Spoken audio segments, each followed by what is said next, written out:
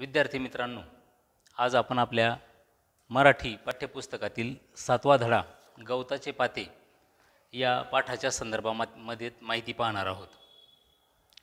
तसं तर आता एक कथा हाच या साहित्य पाठाचा प्रकार असल्यामुळं तुम्ही आतापर्यंत ती कथा म्हणून एकदा अनुभवलेली सुद्धा असेल किंवा वाचली देखील असेल. साधारणपणे मानवी स्वभावच अशा प्रकारचा असतो की कथा ऐकायला अगदी लहान मुलापासून तर वयोवृद्ध माणसापर्यंत सर्वांनाच आवडतं. या कथा प्रकाराच्या आवडीचा जर का विचार केला तर त्यामधून अगदी अनेक विविध प्रकारच्या कथा आपल्या मराठी साहित्यामध्ये लाभलेल्या आपल्याला अनुभवायला मिळतील.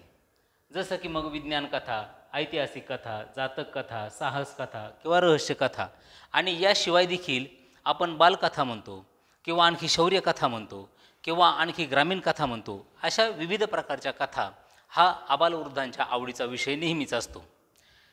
त्यातही आता आपण जी कथा किंवा ज्या लेखकांची कथा शिकणार आहोत, अभ्यासणार आहोत, ते वि स खांडेकर म्हणजे मराठीमधले अत्यंत प्रख्यात विख्यात अशा प्रकारचे लेखक. अगदी कथाकार म्हणून तर खांडेकरांचा हातखंडा होताच होता, त्याबद्दल वादच नाही. पण त्याच्याही पलीकडे त्यांच्या एकूण साहित्यसृष्टीमधल्या योगदानाच्या करता अखिल भारतीय पातळीवरती दिला जाणारा ज्ञानपीठ पुरस्कार हा मराठीमध्ये पहिल्यांदा वि स खांडेकर यांना मिळाला. म्हणजे खांडेकरांचं एकूणच सर्व ग्रंथलेखन असेल किंवा एकूण साहित्य परंपरा असेल, या सगळ्या गोष्टी अत्यंत विस्तृत अशा पद्धतीच्या आहेत, त्या आपण पाहणारच आहोत. पण त्यांची आपण गवताचे पाते ही जी कथा शिकणार आहोत, हा मात्र कथेचा प्रकार आहे रूपक कथा. रूपक कथा ही अनेक वैशिष्ट्ये असलेली असा कथेचा एक प्रकार आहे. जसं की रूपक कथेमध्ये अर्थघनत्व असतं, म्हणजे खूप सारा अर्थ त्यामध्ये एकवटलेला असतो आणि तो अर्थ वाचकाला शोधायचा असतो किंवा तो अर्थ शोधून त्याचा आनंद घ्यायचा असतो. त्यानंतर आशय समृद्धता, आकाराने लहान असली तरीसुद्धा त्याच्यामध्ये आशय मात्र इतका प्रभावी असतो की जो वाचकाला आपल्याकडे आकर्षित करून घेत असतो. त्यानंतर ती कथा काहीतरी सुचवत असते, म्हणजे सूचकता हा तिच्यामध्ये एक गुणधर्म असतो. त्याशिवाय त्या कथानकाला म्हणजे जे कोणतं कथानक त्या कथेमध्ये गुंफलेलं असेल त्यामध्ये एक प्रकारची नाट्यात्मकता असते, ज्यामुळे वाचकाला ती कथा हव्याविषयी, वाचाविषयी किंवा पुढे पुढे जाविषयी अशा प्रकारची वाटणारी नाट्यात्मकता त्याच्यामध्ये असते. या सगळ्यांच्या बरोबरीने खांडेकरांची भाषाशैलीचंही ते वैशिष्ट्य आहे. आणि रूपकथेच्या वैशिष्ट्याच्या बाबतीमध्ये म्हणजे अलंकारिकता. अगदी भाषेचे विविध प्रकारचं सौंदर्य ज्या ठिकाणी एकवटलेलं आहे. आणि असंही आपण व्याकरण प्रकाराच्या मध्ये आत्तापर्यंत विविध प्रकारचे अलंकार शिकलेलोच आहोत, तर ही अलंकारिकता या ठिकाणी आपल्याला अनुभवायला मिळणार आहे. त्यानंतर संदेशपरता, म्हणजे कुठल्या ना कुठल्या प्रकारचा संदेश त्या रूपक कथेमधून मिळत असतो. रूपक कथेचं ते महत्त्वाचं वैशिष्ट्य आहे. आता ह्या सगळे वैशिष्ट्ये जे आहेत ते आपण आपल्याला या कथेमध्ये अनुभवायला मिळणार आहेतच. आणि प्रत्यक्ष पाठाला सुरुवात करण्याच्या अगोदर किंवा कथा वाचनाला सुरुवात करण्याच्या अगोदर बघा की आपण असं म्हटलं की रूपक कथा, आणि रूपक कथा म्हटलं की ज्यामध्ये वाच्यार्थापेक्षा लक्षार्थाला महत्त्व असतं. मग आता वाच्यार्थ आणि लक्षार्थ हे तो आपल्याला परिचयामध्ये दिलेले आहेत. वाच्यार्थ याचा अर्थ असा की एखाद्या शब्दाचा उच्चार केल्याबरोबर जो अर्थ आपल्या डोळ्यासमोर येतो, जो आपल्याला अर्थ समजतो, त्याला म्हणायचं वाच्यार्थ. पण काही शब्द अशा प्रकारचे असतात की जे त्याच्याही पलीकडे आपल्याला जाऊन त्या शब्दाच्या अर्थाच्या पलीकडचा अर्थ शोधावा लागतो किंवा आपल्याला समजतो, त्याला म्हणत असतात लक्षार्थ. जर का एखादं किरकोळ उदाहरणाने समजायचं झालं तर आपण असं म्हणू शकतो की रस्त्याच्या कडेला शेतामध्ये गाय बैल चरत होते. या ठिकाणी गाय बैल असा शब्दप्रयोग केल्याबरोबरच आपल्या डोळ्यासमोर गाय आणि बैल येत असतात. पण जेव्हा एखाद्या लेखकाने आपल्या साहित्यामध्ये हाच शब्दप्रयोग वेगळ्या अर्थाने केलेला असतो, ती बिचारी गरीब गाय काय बोलणार, आणि नवरा तर बोलून चालून बैलच. आता या वाक्यामध्ये जेव्हा गाय आणि बैल येतात ते मात्र लक्षार्थाच्या पातळीवरती जात असतात. रूपक कथा आणि त्यामधून ध्वनित होणारा ध्वन्यार्थ म्हणजेच लक्षार्थ ही मात्र महत्त्वाची बाब असते, हे लक्षामध्ये असू द्या. अन्यथा मग असं होईल की कथेमध्ये आपल्याला काय सांगितलंय त्यातून मिळवायचा जो आनंद आहे तो आनंद आपल्याला कदाचित कमी प्रमाणामध्ये मिळेल. आणि म्हणूनच या ठिकाणी शब्दाच्या अंगी असणाऱ्या ह्या 3 शक्तींच्या पैकी लक्षार्थ अर्थातच या ठिकाणी आपल्याला या कथेमधून जो काही मिळणार आहे तो आपल्याला महत्त्वपूर्ण रीतीने लक्षात ठेवायचा आहे किंवा अनुभवायचा आहे. वि स खांडेकर यांचा जन्म 1898 आणि त्यांचं निधन हे 1976ला झालं. कादंबरीकार, कथाकार, लघुनिबंधकार, समीक्षक, पटकथा लेखक अशा विविध भूमिकांच्यामध्ये खांडेकरांनी आपल्या साहित्याचा प्रवास केला. 1974 साली ज्ञानपीठ पुरस्काराने खांडेकरांच्या वाङ्मय सेवेचा यथोचित गौरव करण्यात आला. भारत सरकारने त्यांना पद्मभूषण या पुरस्काराने सन्मानित केले. मुळातच अशा प्रकारचे एवढा मोठा सन्मान ज्या अर्थी खांडेकरांचा झाला त्यावरूनच तुमच्या लक्षात आलं असेल की लेखकाने किती समृद्ध अशा प्रकारची साहित्य परंपरा निर्माण केली आणि मराठी साहित्याला किती मोठं योगदान दिलं असेल. आता उदाहरणादाखल या ठिकाणी त्यांच्या काही पुस्तकांची नावं ती आपल्याला या ठिकाणी दिलीत, जसं की कांचन मृग, 2 ध्रुव, उल्का, 2 मने, हिरवा चाफा, रिकामा देव्हारा, पांढरे ढग, पहिले प्रेम, जळलेला मोहोर, ययाती, अमृतवेल आणि अश्रू या कादंबऱ्या, वायुलहरी, चांदण्यात सायंकाळ, अविनाश, मंदाकिनी इत्यादी निबंध संग्रह, वनभोजन, धुंदुरमास, फुले आणि काटे, गोकर्णीची फुले, गोप आणि गोफण हे समीक्षा लेख संग्रह इत्यादी लेखन प्रकाशित आहे. मग आता त्यांच्या एकूण एवढा सगळा वाङ्मयाचा प्रवास जर का पाहिला आणि त्यांचा या निमित्ताने मराठी साहित्यामधला एक अनुभवसिद्ध अशा प्रकारचं जर का दर्जा आणि स्थान पाहिलं तर तुमच्या लक्षामध्ये येईल की खांडेकर हे मराठी साहित्याला लाभलेलं किती मोठे लेखक होऊन गेले. रूपक कथा ही खांडेकरांची मराठी कथेला देणगी आहे. आता या निमित्ताने थोड्याफार प्रमाणामध्ये काही लेखकांनी लिहिण्याचा प्रयत्नही केला, पण रूपक कथा म्हटलं की खांडेकरांचंच नाव डोळ्यासमोर येतं. म्हणजे एका अर्थाने हे जे विधान आहे की रूपक कथा ही खांडेकरांनी मराठी कथेला दिलेली देणगी आहे ते अगदी तंतोतंत खरं आणि सत्य आहे. आपले जीवनविषयक तत्त्वज्ञान आणि आदर्श मूल्ये यांची मांडणी खांडेकरांनी रूपक कथांतून केली. सुवर्णकण, क्षितिजस्पर्श, वेचलेली फुले हे त्यांचे रूपक कथा संग्रह आहेत. त्यापैकी सुवर्णकण हा खलील जिब्रान यांच्या रूपक कथांचा अनुवाद आहे. प्रस्तुत कथा ही त्यातीलच एक आहे. खांडेकरांनी सृष्टीतील पाने, गवताचे पाते या घटकांच्या रूपकातून माणसाच्या विविध वृत्ती प्रवृत्तींचे, भावभावनांचे दर्शन या रूपक कथेत घडवले आहे. आता जर आपल्याला ज्या कारणासाठी ही रूपकथा शिकायची आहे आणि ह्या रूपकथेला जर का समजा खलील जिब्रान यांच्या रूपकथांच्या किंवा त्या मूळ कथेमधून अनुवाद झालेली कथा आहे तर हे देखील आपल्या लक्षात ठेवणं गरजेचं आहे की खलील जिब्रान हे सुद्धा एक मान्यवर असे जागतिक दर्जाचे किंवा ख्यातीचे रूपक कथाकार होऊन गेले. इथं या गवताचे पाते कथेमध्ये खांडेकरांनी रूपक घेतलेला आहे. अर्थात रूपक किंवा उपमेय, उपमान या संकल्पना आपण आत्तापर्यंत व्याकरणामधून शिकलेलो आहोत.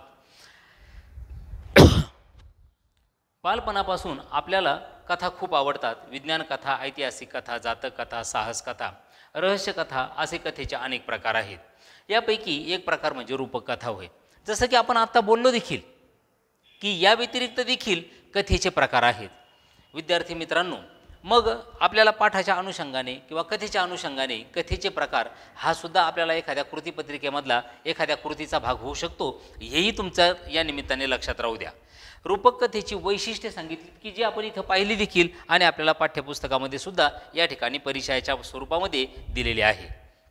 रूपक कथा अशा प्रकारची. हिवाळा नुकताच सुरू झालेला होता. झाडावरून एकामागून एक पिकलेली पाने गळून पडू लागली. पट पट पट त्यांचा तो पटपट असा कर्णकटू आवाज, तो आवाज ऐकून धरणी मातेच्या कुशीत झोपी गेलेले एक चिमणे गवताचे पाते जागे झाले. गिरक्या खात खात जमिनीवर येणाऱ्या एका पानाला ते म्हणाले, पडता पडता किती कटकट करतोस तू? तुझ्या या दंग्यानं माझ्या साऱ्या गोडगोड स्वप्नांचा चुराडा झाला की. पानाला राग आला. ते चिडून म्हणाले, अरे जा चिडखोर बिब्बा कुठला. मातीत जन्मून मातीतच लोळणाऱ्या तुझ्यासारख्या क्षुद्र गवताच्या पात्याला आमच्या या उच्च वातावरणाची कल्पना कशी येणार? हा दंगा नाही बेटा, हे गाणं चाललंय. जन्मात कधी न करणाऱ्या तुझ्यासारख्या अरसिकाला ते समजायचं नाही. हे बोलता बोलताच ते पान पृथ्वीवर पडलं आणि धरणी मातेच्या कुशीत झोपी गेलं. ते पुन्हा जागे झाले ते वसंताच्या संजीवक स्पर्शाने. त्या स्पर्शात विलक्षण जादू होती. त्या जादूने आता त्या पानाचे रूपांतर गवताच्या चिमुकल्या पात्यात झाले होते. पुन्हा हिवाळा आला. थंडीने कुडकुडत गवताचे पाते धरणी मातेच्या कुशीत लपू लागले, झोपू लागले. पण पुन्हा पुन्हा त्याची झोपमोड होऊ लागली. जिकडे तिकडे झाडावर पाने सळसळत होती, पट पट पट असा आवाज करीत पृथ्वीवर पडत होती. ते गवताचे पाते कपाळाला आठी घालून स्वतःशीच पुटपुटले. काय ही हिवाळ्यातली पानं, जीव खाऊन टाकला यांनी अगदी. केवढा हा कर्णकटू आवाज, छी छी छी. माझ्या साऱ्या गोड गोड स्वप्नांचा चेंदामेंदा केला यांनी.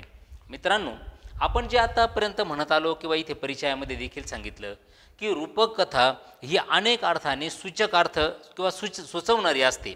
मग आता या कथेच्यामध्ये आपल्याला रूपकथा एका छोट्याशा स्वरूपामध्ये जरी समजा या ठिकाणी पाहायला मिळाली, पण तिच्यामधून मात्र निरनिराळे अर्थ आपल्याला या ठिकाणी पाहायला मिळतात किंवा अनुभवायला मिळतात.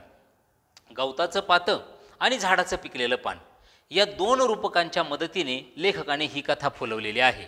आता प्रथम वाचनामध्येच तुमच्या तर लक्षातही आलं की झाडावरून गवताचं, आता हा निसर्गाचा क्रम आहे. निसर्ग क्रमानुसार झाडांना इवली पानं येतात. ते पानांची हळूहळू पक्व स्वरूप धारण करतात आणि पक्व झालेली पानं निसर्ग क्रमानुसार एक दिवस पिवळी होऊन गळून पडतात. आणि हे निसर्गामधलं चाललेलं ऋतुचक्र आहे. पण ही पानं जेव्हा खाली पडत असतात त्या निमित्ताने त्या झाडाच्या खाली पानांचा खच होऊन जातो आणि मग त्याच्याच अवतीभोवती त्या ठिकाणी निरनिराळी गवताची पाती उगवत असतात की जी पावसाळ्यामध्ये आपण पाहत असतो. गवताची पाती उगवतात. गवताच्या पात्याचं आयुष्य मात्र फार कमी असतं. म्हणजे पावसाळा आहे तोपर्यंत किंवा ओलसरपणा आहे तोपर्यंत ते गवत आपल्याला पाहायला मिळतं. मग कधी आपण पावसाळ्याच्या काळामध्ये जर का गावाच्या बाहेर पडलो तर आपल्याला रस्त्याच्या कडेने रानोमाळ किंवा शेतांच्या मध्ये प्रचंड हिरवळ पसरलेली अनुभवायला मिळत असते. आता ही गवताची पाती अधिक आणि गवताचं पान झाडाचं पान या दोन्हींच्या मधला हा या ठिकाणी संवाद लेखकाने या सांगितलेला आहे. आणि संवादही किती सोप्या आणि सुबक अशा पद्धतीने बघा की झाडावरून पान पडतं आहे आणि त्या पडणाऱ्या पाण्याच्या आवाजामुळे गवताचं पातं अस्वस्थ होते. आणि शिवाय अस्वस्थ देखील कशा प्रकारे, तर ते गवताचं पातं काय म्हणते की पडताना सुद्धा किती आवाज करतोस रे. म्हणजे नकळतपणाने त्या ठिकाणी त्या गवताच्या पात्याला झाडाच्या पडणाऱ्या पानाचा सुद्धा त्रास होतो आहे. आणि ते बिचारं धरणीच्या कुशीमध्ये लोळत पडलेलं होतं, अगदी जमिनीशी असणारं. गवताचं पाताची उंची असून कितीशी उंची असते हे आपल्या सगळ्यांना माहितीच आहे. अशा पद्धतीने जेव्हा आपण विचार करतो तर त्यावेळेला त्या झाडाच्या पानाने सुद्धा प्रत्युत्तरादाखल या ठिकाणी गवताच्या पात्याला काहीतरी म्हटलेलं होतं. काय म्हटलं होतं बरं? आता हे काहीतरी म्हटलं म्हणजे तर गवताचं पात्याला झाडाचं पान असं म्हणत होतं की अरे तुझ्यासारख्या क्षुद्र जीवाला, म्हणजे अगदी जमिनीवरती लोळणाऱ्या अशा या गवताच्या पात्याला माझ्यासारख्या उंचीची तुला काय कल्पना येणार आहे. म्हणजेच याचा अर्थ असा की झाडाचं पान स्वतःला उच्च समजत होतं आणि गवताला तुच्छ समजत होतं. पण आता ही कथा त्या ठिकाणी कलाटणी घेते की ज्या वेळेला असा अनुभव मिळत असतो किंवा असा भाग अनुभवायला मिळतो की ज्या ठिकाणी परत एकदा कधीतरी तेच गवताचं पातं असा जन्म घेणार आहे की या झाडाच्या पानाच्या रूपाने. म्हणजेच हे सृष्टीचं चक्र अशा प्रकारे चाललेलं आहे. पिकलेली पानं गळून खाली पडणार आहेत, त्या पानांचं पुन्हा परत खत आणि त्याच्या निमित्ताने संजीवक स्पर्शाने अर्थात या ठिकाणी पुन्हा एकदा पाऊस जेव्हा पडेल तर त्यावेळेला गवताची पाती पुन्हा परत तयार होणार आहेत. असा हा साधारणतः या रूपकथेचा भाग आहे. मात्र आता आपल्याला पाठाच्या दुसऱ्या भागामध्ये हवं तर असं म्हणा रूपकथेचा भावार्थ देखील दिलेला आहे. विद्यार्थी मित्रांनो, पाठामध्येच आपल्याला दिलेला आहे, आपल्या पाठाचाच तो एक भाग आहे आणि म्हणून हा सुद्धा आपल्या अभ्यासाचा महत्त्वाचा विषय आहे हे मात्र विसरू नका. कारण यावरती सुद्धा आपल्याला कृतीपत्रिकेमध्ये कृती विचारल्या जाऊ शकतात आणि त्या संदर्भामध्ये कृती देखील आपल्याला कराव्या लागतील, हेही लक्षात असू द्या. मग आता रूपकथेच्या भावार्थामध्ये आपल्याला काय सांगितले बघा. अगदी साध्या सुध्या अशा नैसर्गिक गोष्टींतून मानवी स्वभावाचे विविध पैलू दिग्दर्शित करण्याचे लेखकाचे सामर्थ्य या कथेत सुंदर रीतीने प्रगट झाले आहे. आता मानवी स्वभावाचे विविध पैलू आणि लेखकाने अगदी सामर्थ्याने प्रकट केले आहे. आणि कोणत्या गोष्टीमधून? तर अगदी साध्या सुध्या नैसर्गिक गोष्टीतून. आणि नैसर्गिक गोष्टी कोणत्या? तर झाडाचं पडणारं पान आणि गवताचं पातं. मग आता ह्या दोन गोष्टी आपल्याला लक्षात आल्याबरोबरच म्हणजे या ठिकाणी ही दोन्ही जी रूपकं वापरलेली आहेत आपल्या कृतीपत्रिकेच्या मधला एखाद्या कृतीच्या संदर्भामध्ये अशा या दोन्हींचाही उल्लेख आपल्याला करावा लागण्याची शक्यता आहे. गळून पडलेली पाने मातीत मिसळून जातात आणि पुढे या मातीतूनच गवताची चिमुकली पातीवर डोकावून पाहू लागतात. दोघांच्याही अंतरंगात खेळणारा जीवनरस एकच आहे, पण झाडावरून गळून पडणारे पान आपल्या उच्च पदाचा खोटा अभिमान बाळगून गवताच्या पात्याला क्षुद्र लेखते आणि पडणाऱ्या पाण्याचा आवाज ऐकून आपली सुंदर स्वप्ने भंग पावल्याची तक्रार ते पातेही करत सुटते. आता यामधला विरोधाभास तुमच्या लक्षात आलाय का बघा. आणि लेखकाने तोच आपल्याला या ठिकाणी सांगितलाय, दाखवलाय किंवा समजावण्याचा प्रयत्न केलाय. हा भाग असा की या दोन्हींचाही जीवनरस एकच आहे.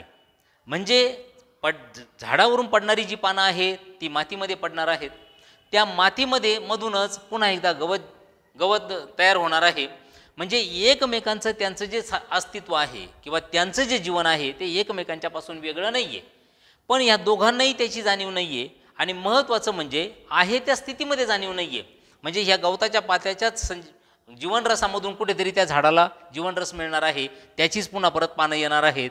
तीच पानं पिकून पुन्हा परत एकदा जमिनीवरती पडणार आहेत. त्या पडणाऱ्या पानांच्या मधूनच परत एकदा गवताचा जन्म होणार आहे. म्हणजे असं हे चक्र चाललेलं असतं. पण हे जरी असलं तरीसुद्धा ते समजून न घेता किंवा लक्षात न घेता झाडाची पानं स्वतःला उच्च समजतात आणि गवताला तुच्छ समजतात. आणि हाच प्रकार आपण गवताच्या पात्याच्या बाबतीमध्ये नाही का पाहिला. गवताचं पातं त्याला आता झाडावरून पडणाऱ्या पानाचा सुद्धा आवाज होतोय किंवा त्रास होतो आहे. म्हणजे हा जो या ठिकाणी विसंवाद आहे हा विसंवाद निसर्गातल्या दोन निर्जीव घटकांच्या रूपाने जरी लेखकाने दाखवला तरीसुद्धा मानवी जीवनातले विविध विसंवाद या साध्या विरोधात प्रतिबिंबित झाले आहेत. पण नकळतपणाने मानवी स्वभाव असाच नाही का. थोडासा जरी आपण अधिक विचार जर केला तर आपल्याला चटकन कितीतरी उदाहरणं सापडतील बघा. जसं की आपल्याला आपण पहिल्यांदा पुस्तकातच उदाहरण पाहूया बरं. तरुण पिढीच्या बेजबाबदारपणाबद्दल बोलणारी वडील पिढी क्षणभर तरी आपल्या तरुणपणातले दिवस आठवते का. आठवण करून घेऊन मग तरुणांवर तोंड चूक घेण्याची तयारी दर्शवते का. म्हणजे जी माणसं आज प्रौढ आहेत ती नेहमी तरुण पिढीला नावं ठेवतात. आमच्या काळामध्ये असं नव्हतं, तर आम्ही असं केलं नाही, तसं केलं नाही वगैरे वगैरे, किंवा हे करणं योग्य नाही, ते करणं योग्य नाही, असं ज्या वेळेला ते म्हणत असतात त्यावेळेला ते सोयीस्कररित्या आपला तरुणपणाचा काळ विसरलेले असतात. आणि मग आपल्या तरुणपणातले दिवस जर का आठवले, आपण आपल्या तारुण्यावस्थेमध्ये काय काय केलेलं होतं हे पाहून जर का समजा आता ते या तरुणांना बोलणार असतील किंवा हे दाखवण्याची त्यांची तयारी आहे का असा लेखकाचा प्रश्न आहे, तर नक्कीच त्याचं उत्तर नकारार्थी येईल. कारण असं जर का त्याचं उत्तर जर होकारार्थी आलं असतं तर जगामध्ये चाललेला जो विसंवाद आहे तो आपल्याला पाहायलाच मिळाला नसता. जगामध्ये जो संघर्ष चाललेला आहे, जो एकमेकांच्या बद्दलचा चढाओढीचा प्रयत्न चाललेला आहे तोही आपल्याला पाहायला मिळाला नसता. आणि वडील पिढीच्या सांगण्याकडे कपाळाला आठी घालू पाहणारी तरुण पिढी तरी प्रौढ झाल्यावर काय करते, तीही जुना कित्ताच गिरवत बसते. बाह्य स्वरूप कितीही बदलले तरी त्याच मनोवृत्तीची पुनरावृत्ती होत असलेली दिसते आणि पिढीतील अंतर कायम राहते. आता जसं प्रौढास झालेल्या लोकांची पिढी काय करत असते, तर तरुणांना सारखा उपदेश करत असते आणि तरुणांना तो उपदेश त्यावेळेला नको असतो. पण जेव्हा तेच तरुण पुढे प्रौढ होतात त्यावेळेला ते तरी काय करत असतात बरं, ते पुन्हा परत येणाऱ्या तरुण पिढीला उपदेशच करत असतात. म्हणजे हे चक्र नकळतपणाने अव्याहत स्वरूपामध्ये अशाच प्रकारे चालू असलेलं पाहायला मिळत असतं. आणि याच पुनरावृत्तीच्याबद्दल लेखकांनी आपल्यासमोर कटाक्ष टाकलेला आहे किंवा या कथेमधून आपल्याला सुचवलेलं आहे. दुसऱ्याच्या जागी स्वतःला कल्पून त्यांचे सुखदुःख जाणण्याची किंवा त्यांच्याशी सहानुभूतीने समरस होण्याची प्रवृत्तीच मनुष्यात नाही. मालक आणि मजूर या दोघांच्याही स्थानांची आदलाबदली केली तर त्यांच्या स्वभावात काही बदल होईल का. आता जर का समजा जगामध्ये सगळ्यांना सुखाचं समाधानाचं जीवन जगायचं आहे, या स्थितीमध्ये जर का समजा दुसऱ्याच्या जागी आपण स्वतः आहोत अशी कल्पना करून जर सुखदुःख जाणण्याची किंवा त्याच्याशी सहानुभूतीने समरस होण्याची प्रवृत्ती माणसाने निर्माण केली तर आपोआपच सगळी माणसंच सुखी होतील, सगळी मानवजात सुखी होणार आहे. म्हणजे कोणाचा कोणाला त्रास होणार नाही, उपद्रव होणार नाही. मालक आणि मजूर दोघांच्या स्थानाची आदलाबदली केली तर त्यांच्या स्वभावात काही बदल होईल का. म्हणजे जो मालक वर्ग आज त्यांच्याकडे असणारे जे मजूर आहेत त्या मजुरांचं जे शोषण करतात, जसं उदाहरणार्थ त्यांच्याकडून जास्त काम करून घेणे, त्यांना अल्प मोबदला देणे, असा हा जो प्रकार आज आपण चाललेला पाहायला मिळतो आपल्याला. पण जर का उलट अर्थाने आपण असाही विचार करून पाहिला की मजूरही जेव्हा मालक होतील तर त्यावेळेला ते आणखी वेगळं काय करणार आहेत, तर तेही ह्याच प्रकार करणार आहेत की त्यांच्याकडे असणाऱ्या मजुरांचं पुन्हा एकदा शोषणच करणार आहेत. म्हणजे या सगळ्यांचं चक्र हे अव्याहतपणाने तशाच स्वरूपामध्ये चालत आहे असा प्रकार आपल्याला अनुभवायला मिळतो. आता आपल्याला रूपक कथा म्हणजे काय आपण पाहिलं. रूपक कथेच्या संदर्भातच आपण कथेचे प्रकारही पाहिले. रूपक कथेमधून कोणकोणत्या प्रकारची वैशिष्ट्ये दिसून येतात ते आपण पाहिलं. शब्दशक्तीच्या रूपाने वाच्यार्थ, लक्ष्यार्थ आणि व्यंग्यार्थ, आणि त्यातही आपल्याला कथेमध्ये दिल्याप्रमाणे वाच्यार्थ आणि त्यामधून व्यक्त झालेला लक्ष्यार्थ आपण पाहिला. पाठामध्ये आपल्याला काही काही बाबी अशा प्रकारच्या आलेल्या आहेत. बाबी आलेल्या आहेत असं म्हणत असताना त्या ठिकाणी बिब्बा असा शब्द वापरलेला आहे. तुम्ही जर पुस्तकात पाहिलं तर कोणाला उद्देशून वापरला बरं हा शब्द, तर पानाने त्या गवताच्या पात्याला उद्देशून वापरलेला शब्द होता तो. पण मग बिब्बा म्हणजे एक प्रकारचं झाड, आणि त्या झाडाचं जे फळ असतं त्याला सुद्धा बिब्बा असंच म्हणतात. आपण आपल्या बोलीभाषेमध्ये किंवा आपल्या व्यवहाराच्या भाषेमध्ये आपण ते पाहत असतो. त्यानंतर संजीवनी, संजीवक स्पर्शाने अशा प्रकारचा शब्द आलेला आहे. मग संजीवनी याचा अर्थ मृतास जिवंत करणारी वनस्पती, अर्थात निरनिराळ्या पौराणिक ग्रंथांच्यामध्ये ज्याचा उल्लेख आलेला आहे त्याला संजीवनी असं म्हटलं जातं. त्यानंतर कर्णकटू आवाजाने गवताच्या पात्याला त्रास होत होता असंही आपण तिथे बघितलं. तर कर्णकटू याचा अर्थ कर्ण कर्कश किंवा कांठळ्या बसवून टाकणारा जो आवाज आहे त्याला कर्कश असं म्हणत असतात. त्यानंतर झाडाच्या पानाने गवताच्या पात्याला क्षुद्र असं म्हटलेलं होतं. क्षुद्र म्हणजे कमी दर्जाचा. त्यानंतर हा सगळाच भाग जो चाललेला होता त्यामध्ये विलक्षण म्हणजे एक अलौकिक अशा प्रकारचा अनुभव आपल्याला या कथेच्या रूपाने पाहायला मिळतो आहे. आणि महत्त्वाचं म्हणजे आज जो समाजामध्ये किंवा माणसांच्यामध्ये जो विसंवाद पाहायला मिळतो तो विसंवाद म्हणजे एकमेकांशी न जुळणे किंवा न पटणे, याला विसंवाद असं म्हणत असतात. आता आपल्याला त्या कथेच्या नंतर किंवा त्या पाठाच्या नंतर आपल्याला काही स्वरूपामध्ये कृतीपत्रिका दिलेल्या आहेत आणि त्या तुम्हाला सोडवायच्या आहेत. आणि विद्यार्थी मित्रांनो, तुम्ही त्या आपल्या वहीमध्ये ह्या सगळ्या सोडवायच्या देखील आहेत. पण मग आता उदाहरणाच्या रूपाने आपल्या पाठ्यपुस्तकामध्ये देखील आहेत. आणि तुम्हाला एक साधारणतः उदाहरण म्हणून सांगतो की रूपक कथेची वैशिष्ट्ये कोणती किंवा रूपक कथेची वैशिष्ट्ये आपल्याला लिहायची कृतीपत्रिकेच्या रूपाने. तर मग तिच्यामध्ये अर्थघनत्व असतं, त्यानंतर आशय समृद्धता असते, त्यानंतर सूचकता असते, नाट्यात्मकता असते, अलंकारिकता असते, संदेशपरता असते. आता इथं किती वैशिष्ट्ये दिलेले बघा. तुम्हाला तर 3 किंवा 4च लिहायचे आहेत. त्यानंतर गवताच्या पात्याची कोणती स्वभाव वैशिष्ट्ये आपल्याला पाहायला मिळाली बरं. तर गवताचं पातं चिडखोर होतं, त्यानंतर तक्रार करणारं होतं, त्यानंतर स्वतःशीच पुटपुटणारं होतं, आणि याशिवाय अरसिक होतं. अरसिक या शब्दाचा अर्थ ज्याला काव्यशास्त्र विनोदामध्ये कोणत्याच प्रकारची गती नाही किंवा आवड नाही त्याला अरसिक असं म्हणत असतात. अर्थातच या ठिकाणी झाडाच्या पडणाऱ्या पाण्याने काय म्हटलेलं होतं की माझं जे पडणं आहे त्या पडण्यामध्येच एक प्रकारचं जीवनगीत दडलेलं आहे आणि ते तुला समजत नाही, या अर्थाने त्याला अरसिक म्हटलेलं होतं. त्यानंतर रूपक कथेमध्ये वापरलेली 2 रूपके कोणती, तर आपण आत्ताच पाहिल्याप्रमाणे गवताचं पातं आणि त्याचबरोबर झाडाचं पडणारं पान. याशिवाय या पानाची स्वभाव वैशिष्ट्ये कोणती, तर पानाची स्वभाव वैशिष्ट्ये आपल्याला पाहायला मिळाली अहंकार आणि खोटा अभिमान. थोडक्यात या ठिकाणी अशा प्रकारच्या कृती आपल्याला विचारल्या जातील किंवा येतील आणि त्यावर आधारित अशा प्रकारे आपल्याला कृती सोडवायच्या आहेत.